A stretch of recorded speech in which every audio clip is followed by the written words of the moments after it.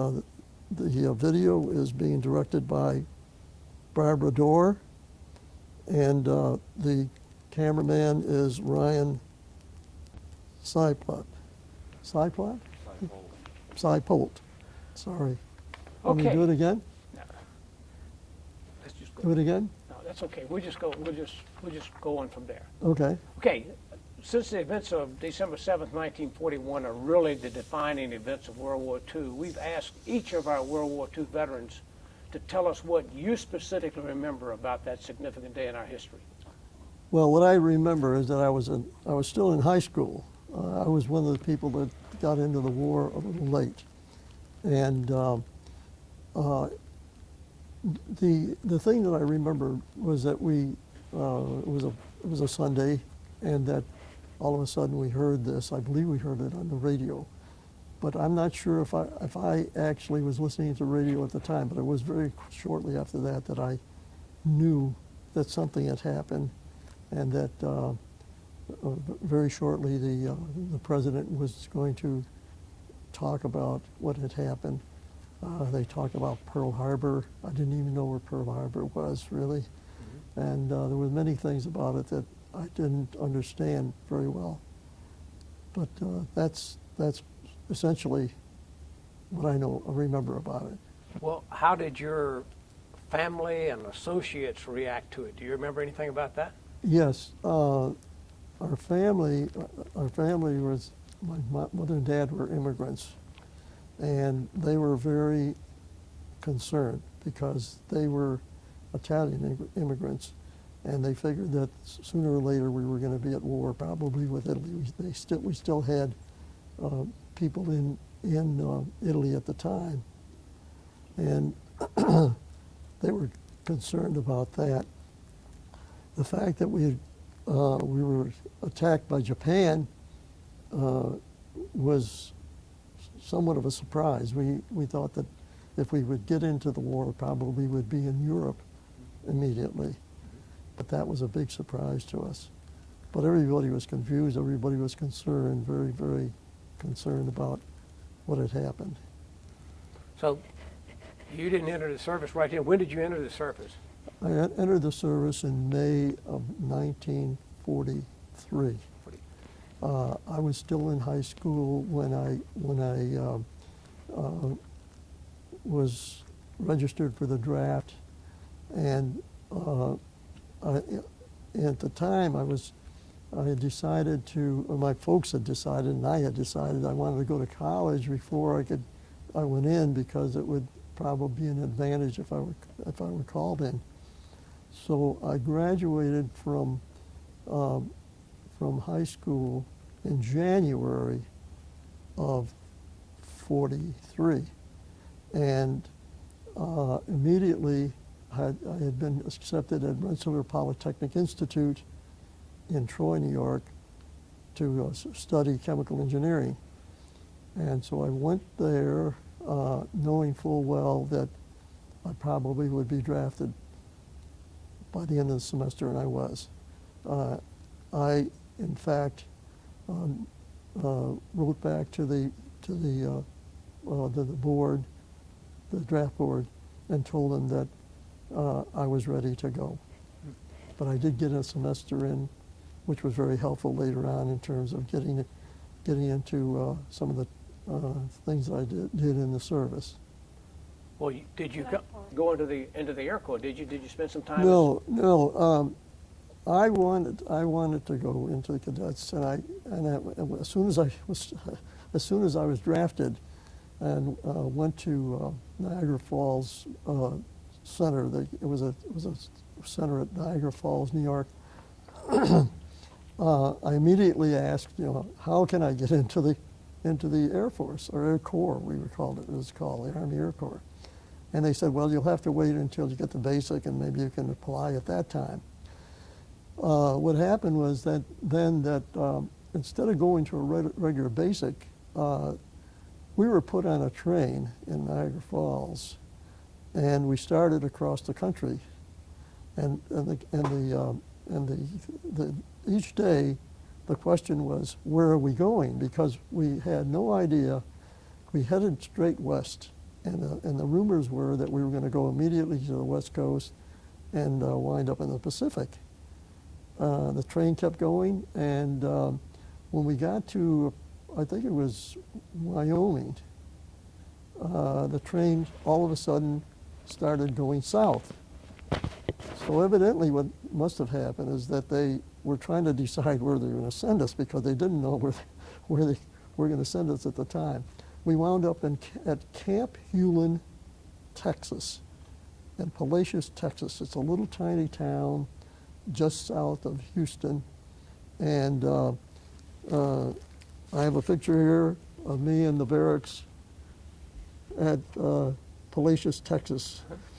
At any rate, instead of regular basic training, what they did is they had to combine a sort of a short basic training. We weren't allowed off the base for so many days and so forth. And then we immediately were assigned at the same place, which was an anti-aircraft artillery outfit. And so the first 6 months of my service was there. Well, how did you end up in Air Corps? Okay. Well, I kept trying to get out. I wanted to go to the Air Corps. So I hitchhiked one time to Victoria, Texas, where Foster Air Base was. It was they were training on AT-6s, fighter planes, and I went there basically to ask, how can I get into the Air Corps? How can I get to go to cadets? They allowed me to take some sort of a written exam, and I told them my background, and they liked it, and they said that they would send my papers through to find out whether I could transfer. I found out that the whole thing was being held up by the camp commander. There were several of us trying to go into the Air Corps, and he was holding everything up. But anyway, finally, we were allowed to go to Shepherd Field to take the cadet exams. And just about the time we got there, they decided they had all the pilots they needed, which was 19, by that time it was 1944, the earlier 44. So instead of going into the cadets, I had done well on the radio exam, and I was sent to Sioux Falls radio school. So you went to radio school? Radio. It was called radio operation and mechanics school. They used to call, instead of calling it electronics, they call it mechanics. Okay, was this where your first flight training? Did you get flight training at Sioux Falls? Not at Sioux Falls, no. Our flight training didn't take place until we had gone. Following that, I went to gunnery school in Yuma, Arizona, and after that, they put together a crew that we were put together as a crew in Tampa, Florida, where they had a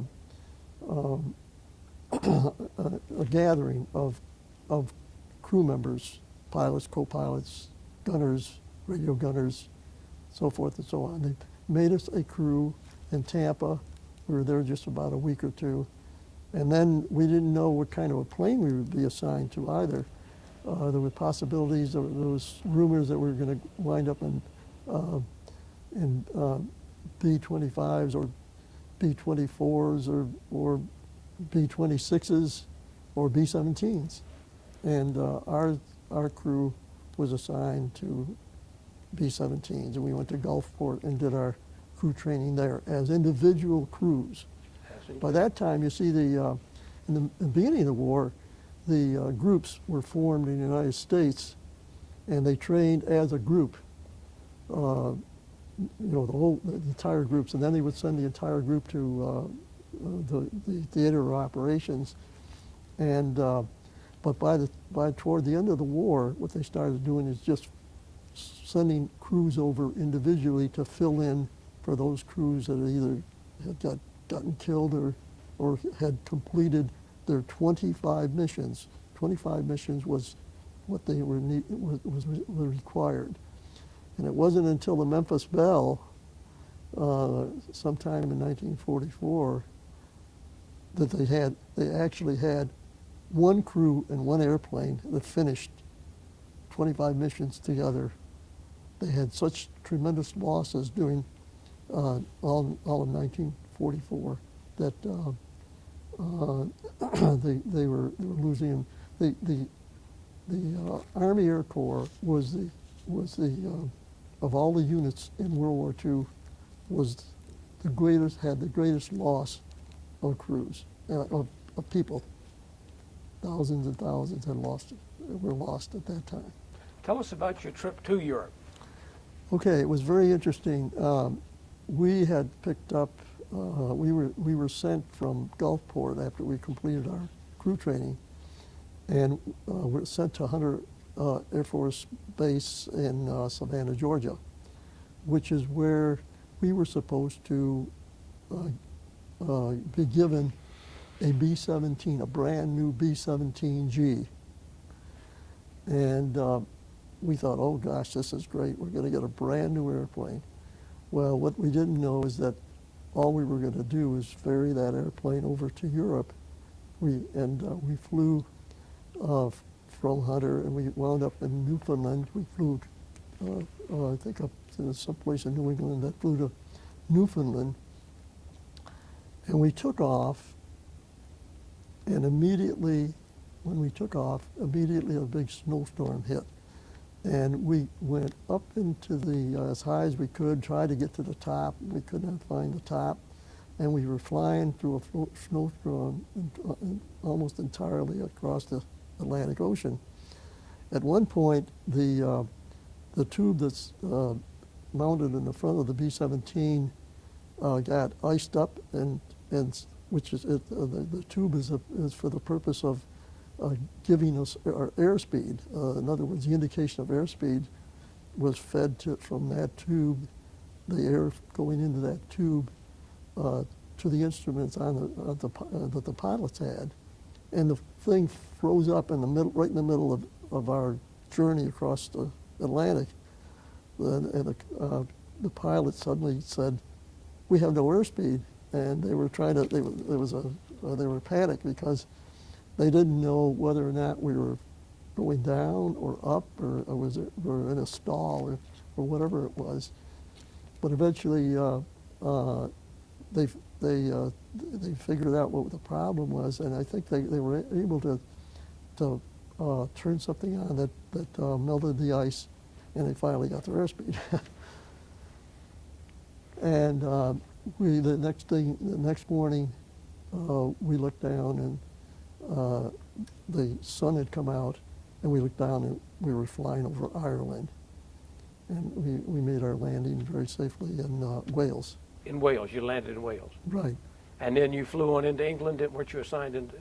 We were assigned to the 401st Bomb Group, which was stationed in the Midlands at a little small village, near a little small village, farm village called Deanthorpe, Deenethorpe. It was near the town of Kettering, and not far from Nottingham. What were the living conditions like there?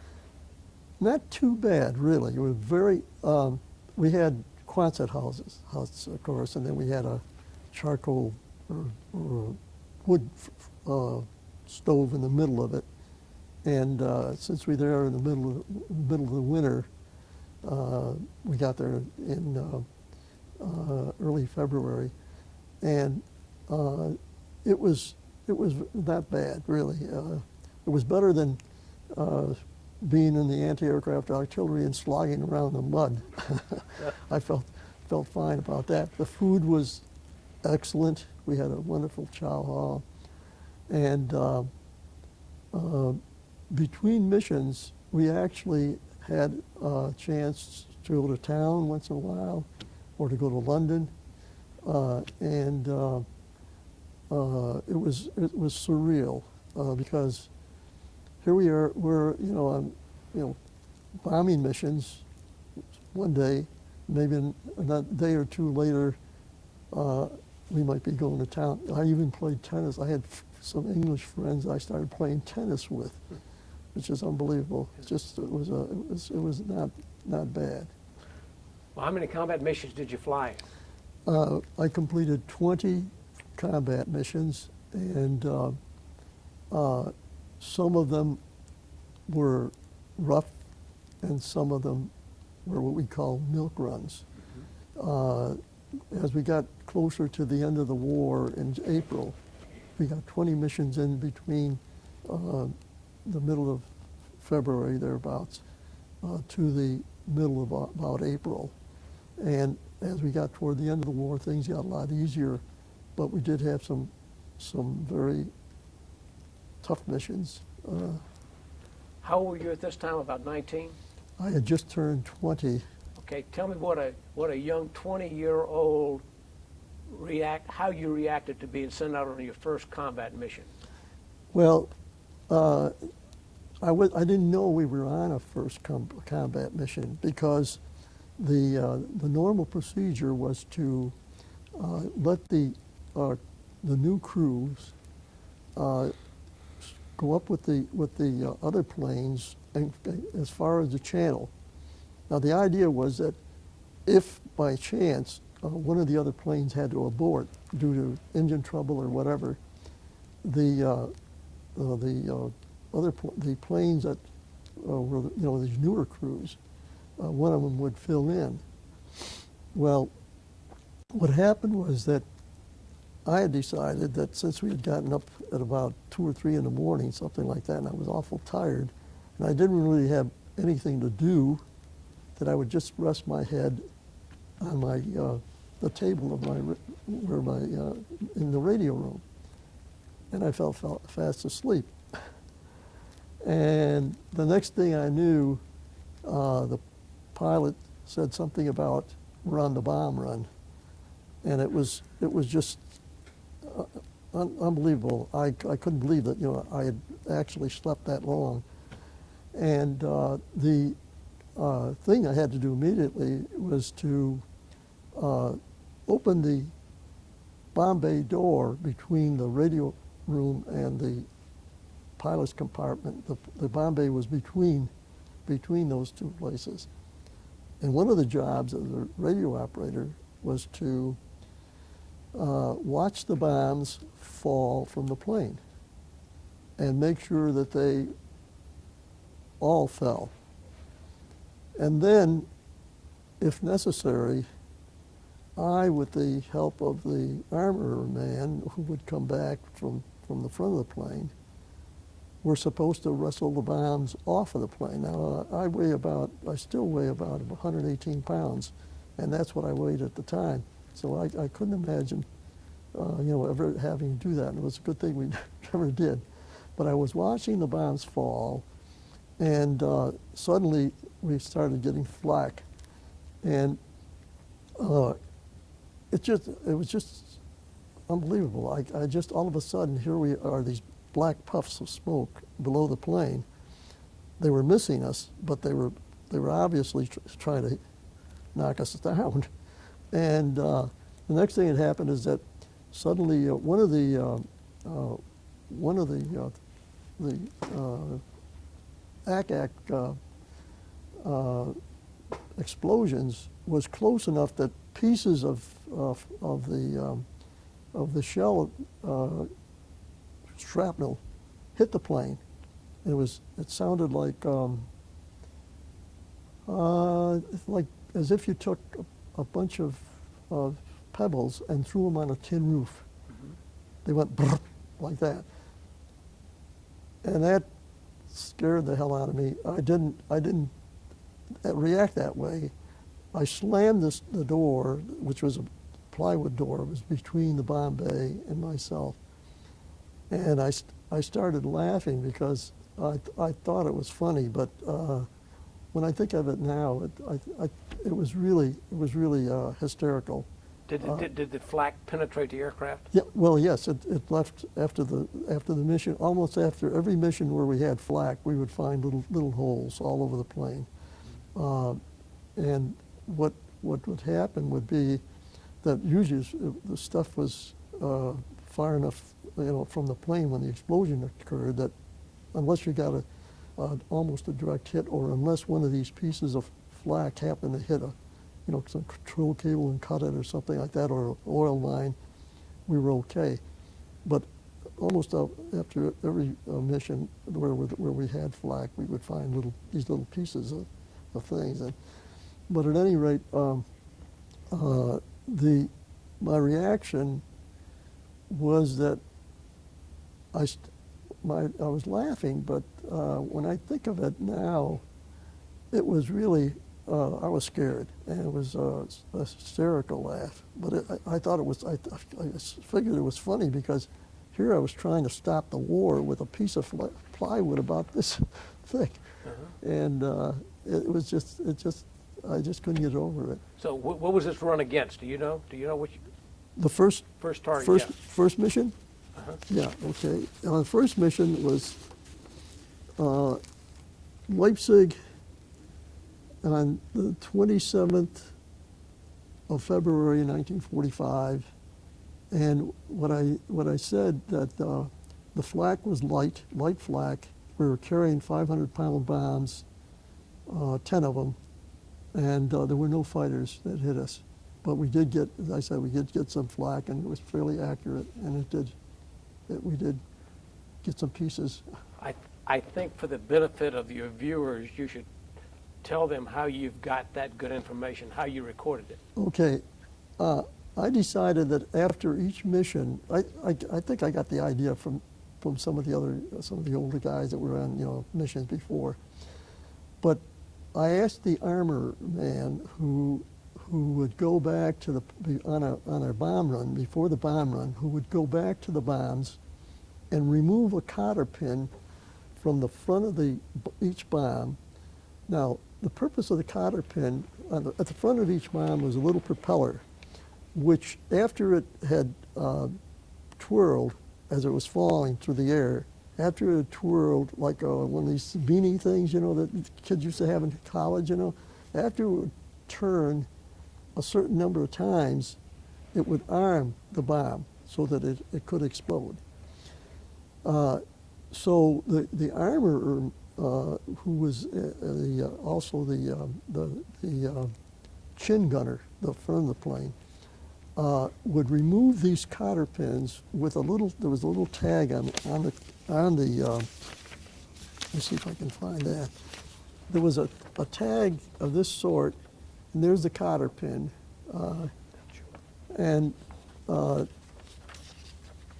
would ask him to give me, some of these, and record on the front of the tag. I would record the information that I just gave you, and then when I got back to the barracks, I would copy the same information, or approximation of the same information, in a little black book. I used to have a little black book that I still have, that had been given to me to take notes on.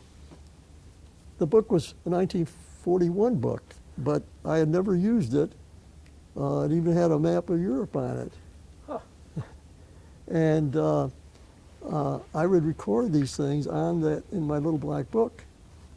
And what happened was that I have a complete, at least my own version of what happened both on these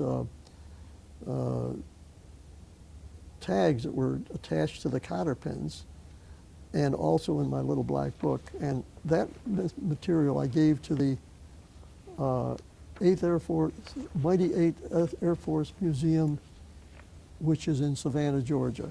And what I have now is copies of this material that I gave to the Mighty 8th Air Force Museum in Savannah. Wow, that was a great idea to record that stuff. Right.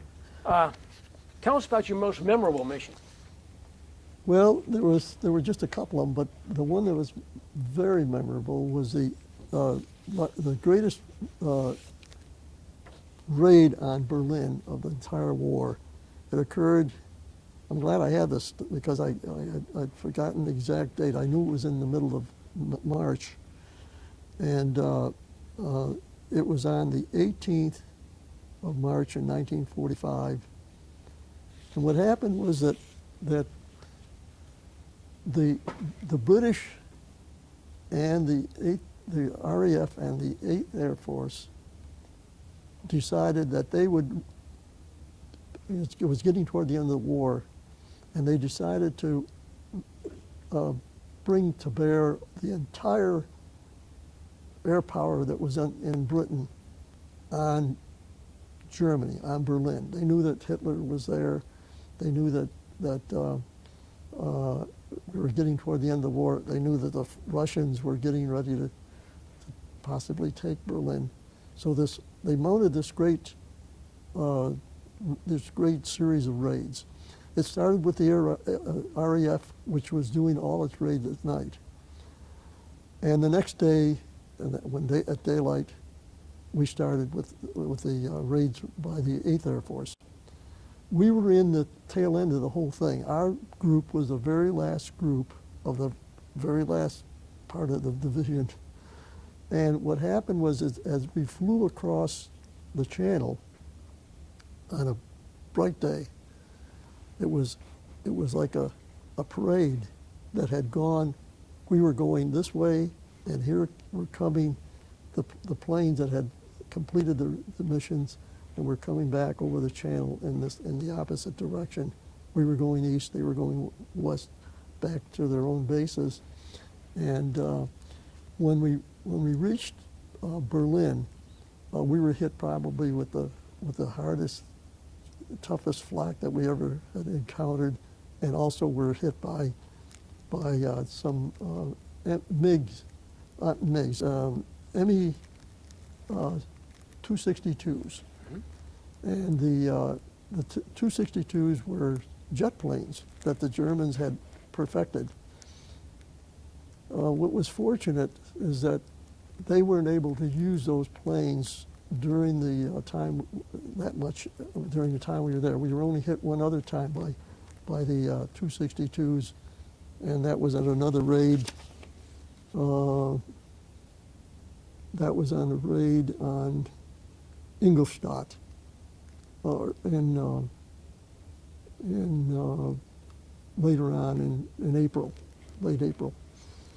But at any point, anyway, if the Germans had been able to use the 262s during that period, it would have probably been disastrous for us, because although we had fighter escorts, and the fighter escorts were able to keep us from being hit very often by fighters, this was in 1945, the MiGs were so much faster, being jet planes. They were so much. Not MiGs. I keep saying MiGs. ME 262s. The 262s were so much faster that what would have happened is that we probably would have had to stop doing the daylight raids. But we had been hitting our major targets. When I looked through this, our major targets were either marshalling yards to prevent the movement of the ground troops in Germany in this 1945, or oil refineries. We hit a number of oil refineries, and we hit some of them just about the time they would get them patched up, we would hit them again. I found this out from a friend of mine who was in the infantry. He had been captured in the Battle of the Bulge. Found out that his job when he was captured was to help rebuild one of these refineries, and we hit that refinery. Our group hit that refinery, and he told me that they were very happy to see us in one way, but they were a little bit bit scared on the other hand because the refinery was again being hit and they were very close to it. What did you consider your biggest threat, the flak or the enemy aircraft? The flak, because as I say, the regular fighter planes that they had, we saw them a few times here and there, the 109s, but they really weren't able to get close to us except once or twice, and our gunners. I was also a gunner, and on these flights, I was supposed to, if we did get attacked, I was supposed to go to the waist gun and be a gunner at that point, even though I was a radio operator. And I think I only went back there 2 or 3 times because the fighters were being chased away by the 51s, Mustangs, the P-51s.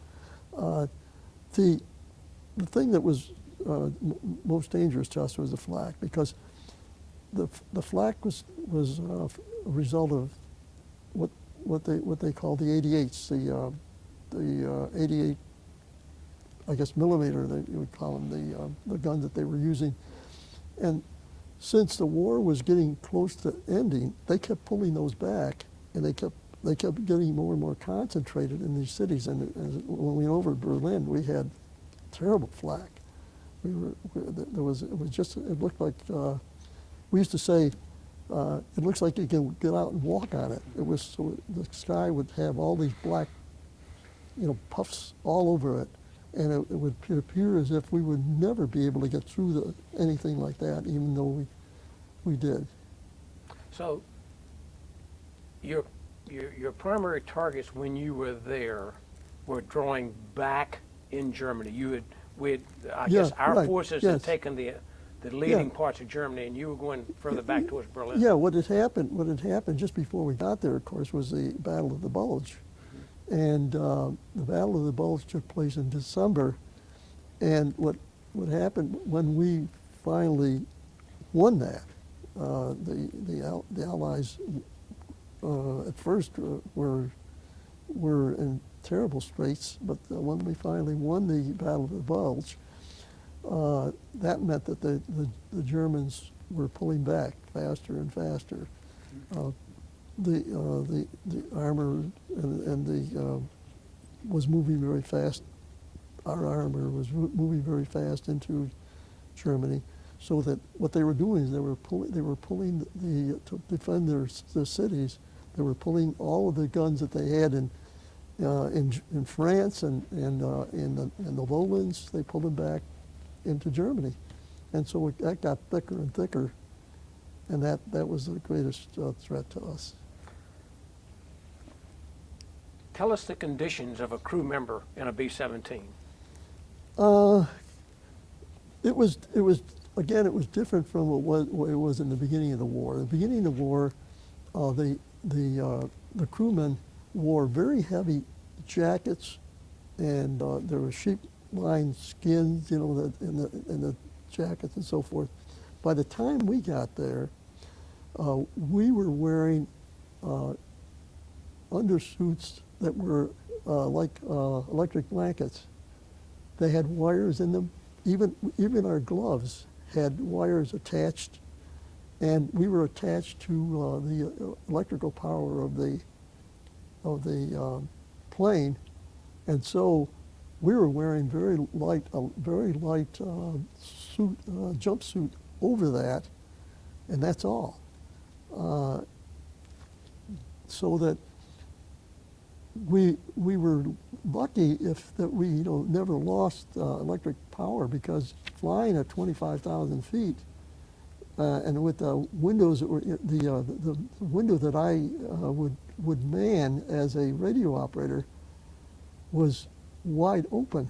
It was, in other words, there was not even glass or plexiglass on it. It was just the machine gun was just sticking out of this window, and so the plane was actually very, very cold.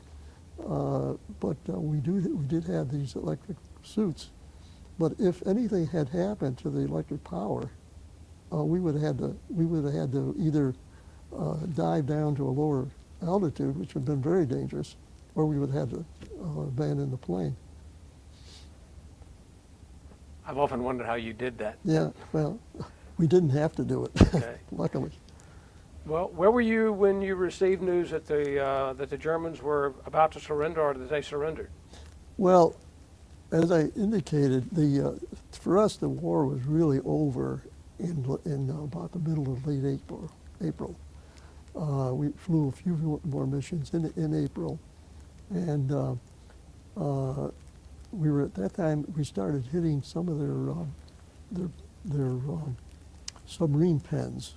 We dropped one very large bomb. I can't remember the size of it, but it was a huge bomb trying to penetrate because we had no more targets.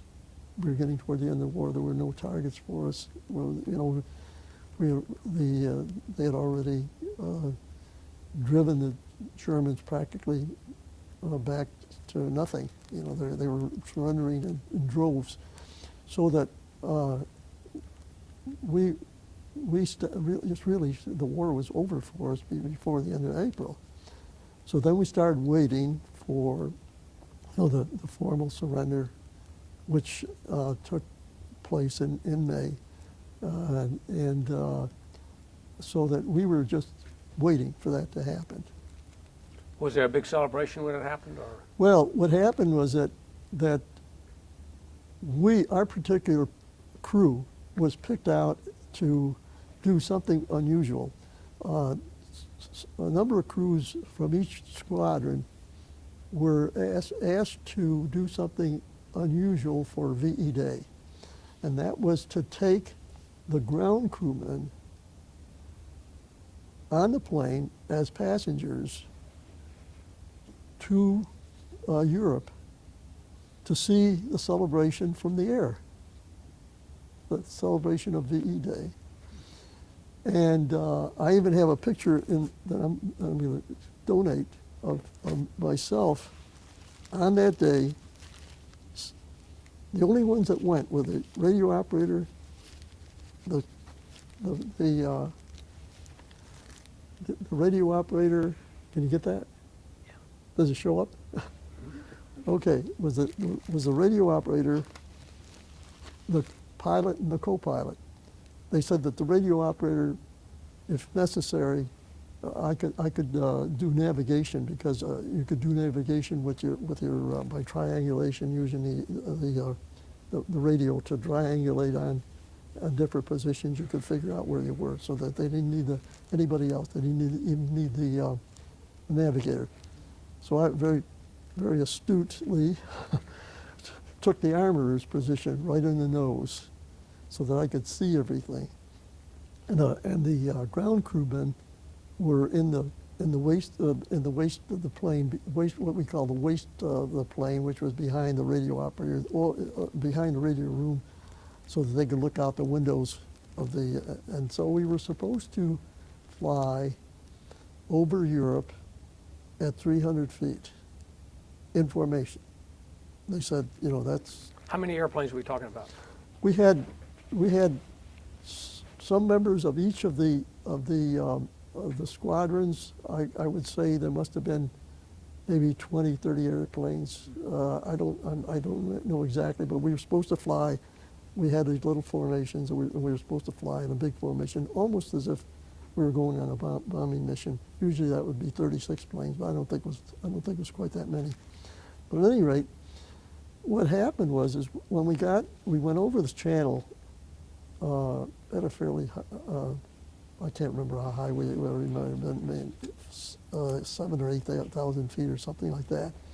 But then we came down, and instead of going at 300 feet, everybody decided they would go on their own at treetop level. We flew over Brussels at treetop level, and literally I was looking from the nose of the plane and watching these people celebrating, waving little flags, and I could see them, they could see us. It was just unbelievable. It was just, I wish I had been able to take a picture of the things we saw that day, because when we flew over Paris, over the Arch of Triumph, just barely over the treetop, just above the level of the top of the arch, and we flew around the Eiffel Tower, and I was looking up at the top of the Eiffel Tower, and we just went on from there. But then we were supposed to go to Germany, and by that time we got what we used to call reamed out by the commander, and ordered everybody to get into back into a formation at 300 feet, and we flew over Germany in formation at 300 feet. And the difference between what we saw in France and the lowlands and what we saw in Germany, I just can't describe it. Because as we flew over these German cities, particularly when we flew over Cologne, when we flew over Cologne, all that was standing, as far as I could see, was the cathedral, and it had a hole in the roof. The cathedral in Cologne is located near the railroad stations, near what we call the marshalling yards. It had been hit very hard, and there was just complete devastation. My thought at the time was, these people will never recover. I said to myself, how could they ever recover? We flew over Berlin. We flew, and it was just rubble, just absolute rubble. And I could not conceive of the actual recovery of those German cities. When we flew over Cologne, it looked as if there was no one there anymore. Of course, a lot of them had fled toward the end of the war. They had fled the cities, and all I could see at that point was an old lady. This sticks in my mind. Was an old lady with a dog next to her, pulling a little cart. And I don't know what she was doing, what she was going, but that's all I could see. That's all I saw when we flew over Cologne. Could you tell us what awards you won as a result of your wartime experience? Yeah, we were given automatically. We got the Air Medal for every 5 missions. Okay. So I got, unfortunately, I only got 2 oak leaf clusters, because we were right at the point where we should have gotten another one, but we never did. Our crew never did, because of the rush, the rush back to the United States. What happened right after VE Day is that we were told, if some of you decide to volunteer to go to B-29 training, instead of going out back on a boat, you can fly back. And of course, that was for most of us, that was a good idea. Not all of the crew did that, but enough of us on our crew volunteered to train into B-29s. So we left in early June for the United States and flew back right after the thing was over in Europe. And were given passes to go home, went home for a short while, and then they sent all of us back to Sioux Falls, which became where I go on to radio school, South Dakota. In Sioux Falls, we were supposed to then be sent to one of the training bases for B-29 training, but of course, during that summer, the war was winding down, and when the atomic bomb was dropped, that was it. I hadn't asked you to do this, but I would like, if you don't mind, to pick that list of targets up and just read very briefly the targets and Okay. some, because it might be interesting. Okay, the first one was Leipzig. The second one, you want the dates? That's okay. Okay, Leipzig was the first one. It said light flak, no fighters. Heilbrunn, as the Germans would say, no flak, no fighters on that one, and that was the second. The third was Chemnitz, Chemnitz, 500-pound bombs, no fighters, but we did get some flak holes on that one, and one of them was near the radio room. That one I remember because a piece of flak actually came up to the bottom of the plane. I used to keep I should have brought it with me. I used to keep an old ammunition box under my seat, and also the radio man's seat was armored. The only seats that were armored were the radio operator's seat and the two pilots. He had about a quarter-inch armor, I think, at the bottom of the seat. This piece of flak actually came up through the bottom of the plane, deflected off of the side of this box, and hit the bottom. It would have been embarrassing as well as maybe, but at any rate, I noted that a large hole near the radio room is the way I put it. Essen, that was in early March. Lohen, Lohen, was the fifth one. Poland, that was the interesting one that I told you that we hit an oil refinery. That was a place where this friend of mine was rebuilding a refinery. We found out afterwards. Berlin was the next one on the 18th of March. Hattingen, Hattingen. Gladbeck is the next one. Rhein, Rheine, very accurate flag. And Bremen,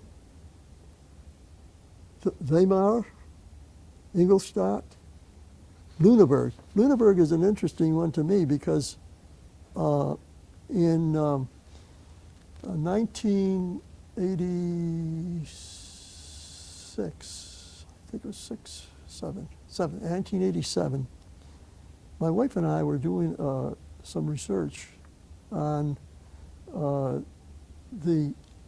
what the school children in Germany understood about NATO and the Warsaw Pact. We had done that study first in Britain, and we were doing it in Germany. And we went and visited, one of the schools that we visited was in Lüneburg, which at that time was very near the border between East Germany and West Germany. It's very, very, very near the border. It's a beautiful little town, but we had bombed it, and I don't think I even remembered that we had bombed that particular town. But the point is that when my wife and I were doing these studies in 1987, or before that, we went and just visited these various places, and I would remember, we bombed here, and she would poke me and say, don't say it very loudly, because but the Germans by that time were very, very, they had become our allies, and they were very understanding. I actually became friendly with a guy who had been a radio operator with the ground troops with an anti-aircraft artillery outfit. And we talked about, you know, the fact that here he might have been shooting us one time or another, and it was really fascinating. Helmstadt, Oranienburg, Royan in France, Royan, Freising, Freising, Valkenburg, and Brandenburg. That's good that you had that information. Most people don't have that retained. Well, you know, I gave a talk like this for the War Museum in Richmond, and I did it right after we had moved from one house to another. And I didn't have any of this stuff, and I couldn't remember exactly. I didn't have the dates. I couldn't remember the dates, but this helps because I was glad that I found this stuff after a while. We're getting near the end. Okay. Is there anything that we haven't discussed which you think would be particularly important here that you'd like to make sure gets recorded for the future? Well, probably that the main thing is that when you're a young person in a war, you have a funny way of looking at things. One of the things, for example, that I note, you know, after you get older, you start thinking about these things. You know, I think about that time when I was trying to stop the war with that piece of plywood and laughing about it and so forth. And you think about, and you don't realize when you're young, you feel that you will never, you know, you're going to be one of the lucky ones. And you usually are. But the thing is that other people are getting killed at the same time, and you have a funny way of thinking about that. When somebody else, when you see, I saw a plane. One of my friends went down in the raid on Berlin, and I put on this thing that it grieves me to say that that this guy went down, but I didn't know that when he went down. I didn't know who went down. All I did is I saw this plane go down, and it was like thinking, well, better you than me. And then you say to yourself, but you know, that's not right either. You have to keep thinking that you're going to be lucky. And you think you're going to be lucky because when you're a young person, you think you're not going to die. But when somebody else dies, and you say, well, better him than myself, you start thinking in an entirely different way about what's happening in a war. Looking back, what effect did you being in that war have on your life? The main effect, it made me grow up.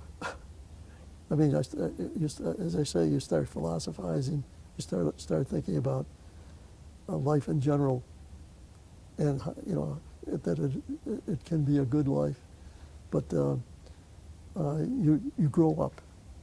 That was the main thing. I matured. Did you participate in the GI Bill?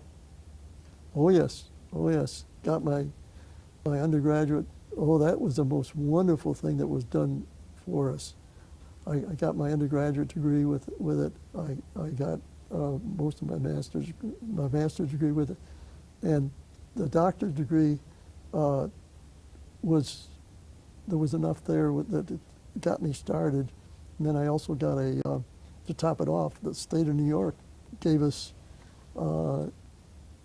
education too, which was really wonderful. But that was the best thing that was ever done as a result of World War II.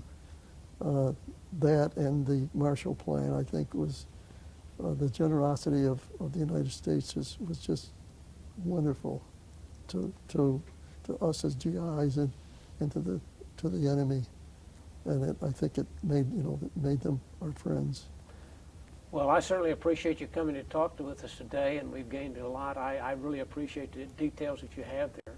Well, I'm glad I had the details finally because the last time I did an interview like this, as I say, I was having a heck of a time trying to think of the dates and so forth. So let's see. Okay, go ahead and describe what this is. Okay, this was circa 1944 at Sioux Falls at the radio school. This fellow, I can't remember his first name. His name is Follett, and we were pals, but I lost track of him. Okay. He's from all I remember is from New Orleans, or from the New Orleans area, actually from Gulfport area, Biloxi. Here's another buddy at radio school. Now this is, I say this is an outrageous photo of some of the crew at Gulfport. They were drinking beer. I was not a beer drinker then. This is a buddy that tried to get into the service. He tried very much. He was a good friend of mine from school, and we were from high school. And before I went in the service, he and I built this diving helmet. So that sort of shows what my interests were and how I wound up in a technical program.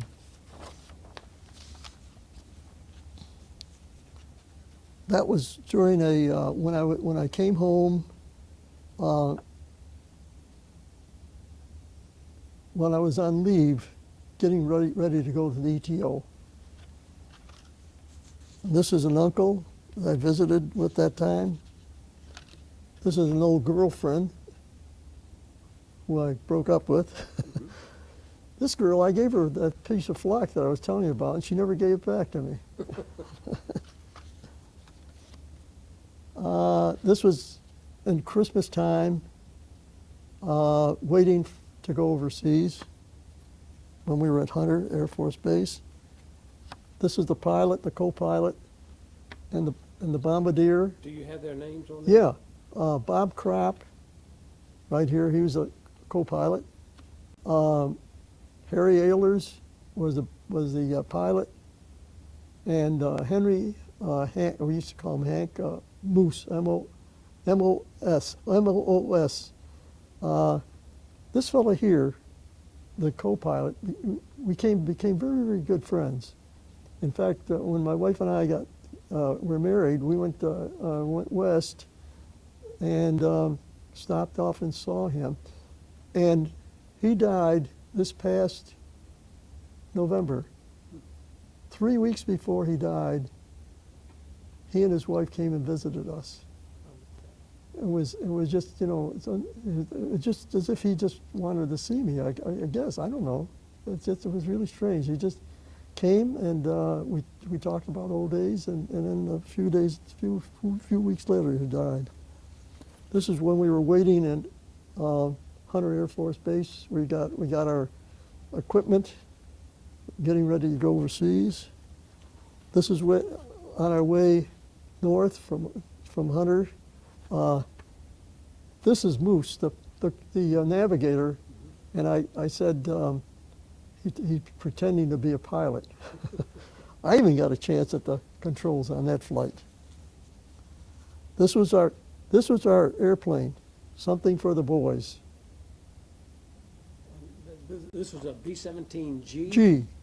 No, I'm sorry. It was an F, but the Fs ordinarily didn't have a chin turret, but a chin turret was placed on this. The Gs had the chin turrets, and this is the same plane. And this one was right after the Berlin mission. And this is you? That's me. That's me. And I was really tired. As I explained there, we were on oxygen for 5.5 hours on that mission. And I was really tired. It was a long mission. That's a long way from Britain to Berlin. And here I am on VE Day. Now, this is the armorer, and that's something for the boys. Can you get that, Barbara? You get that one? That was the girl that was pictured on our plane. And this is myself with my brother and a little cousin. And this is when I went back to Sioux Falls. Another guy and I bought this old car, this old Ford V8, and just so we could tool around the countryside in it. And I was supposed to go to B-29s, but then